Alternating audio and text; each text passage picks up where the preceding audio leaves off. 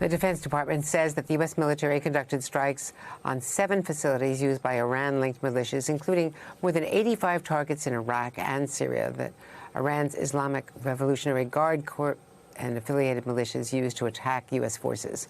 Joining us now from northern Iraq, NBC News Chief International Correspondent Keir Simmons.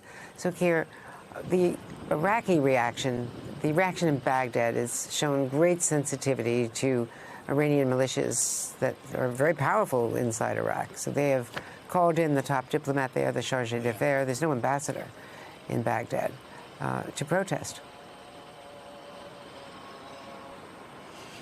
That's right, Andrea. And, I think for many Americans, it may feel a little like the light being switched on in terms of the reach and the influence and the installations of Iran across the region. Viewed from one perspective, the war in Gaza is acting as a kind of catalyst for a number of conflagrations in many places.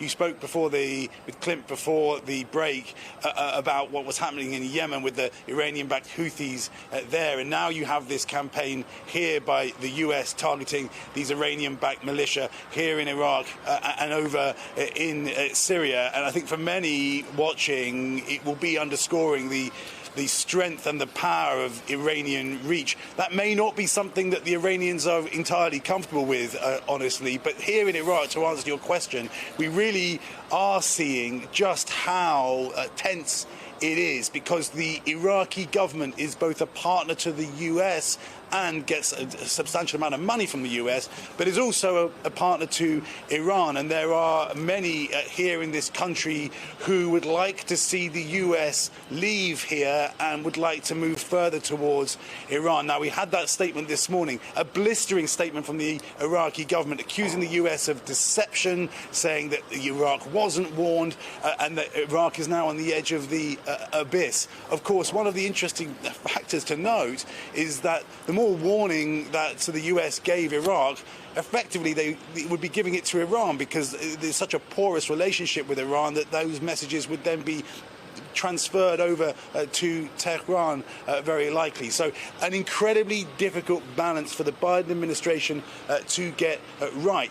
The risk, and there are multiple risks here, of course, the risk here in Iraq is that by doing this and by fueling anger, you actually push the Iraqis more towards Iran, which is exactly what the Iranians want. Aside from that, of course, the other risks that this spirals into a wider war, and conversely that Tehran doesn't get the message that you simply, with these strikes, which are limited, that you simply do not move the needle in terms of Iran's strategic objectives, just to push America out of this region and to put pressure on Israel. Well, in addition to, of course, the U.S. forces that are deployed around that region, some still fighting ISIS in Syria, you have the vulnerability of Israel to the north from Hezbollah. Hezbollah and Israel have had their tit-for-tat strikes since October 7th, but it has not become a full-out engagement, a second front, if you will. The U.S. calculation, I'm told, is that Hezbollah is more constrained, does not want, the Hezbollah leadership in Lebanon does not want another devastating war in Lebanon. They've just rebuilt from the last one. Is that what you're hearing in the region as well? Oh, yeah, absolutely. I mean, as ever, Andrea, you get right to the point. And just to pick up on the two points you're making there, I mean, one is about the complexity that this U.S. operation, the U.S. role here is not just about Iran. It is very much about, fighting ISIS, continuing that fight that effectively the U.S. won all those years ago. There's that aspect. But then when you talk about Hezbollah, I mean, that is such an important factor too. And this is what the Israelis have been saying for a long time, is that effectively Syria, remember that borders Lebanon where Hezbollah are, is effectively a client state of Iran.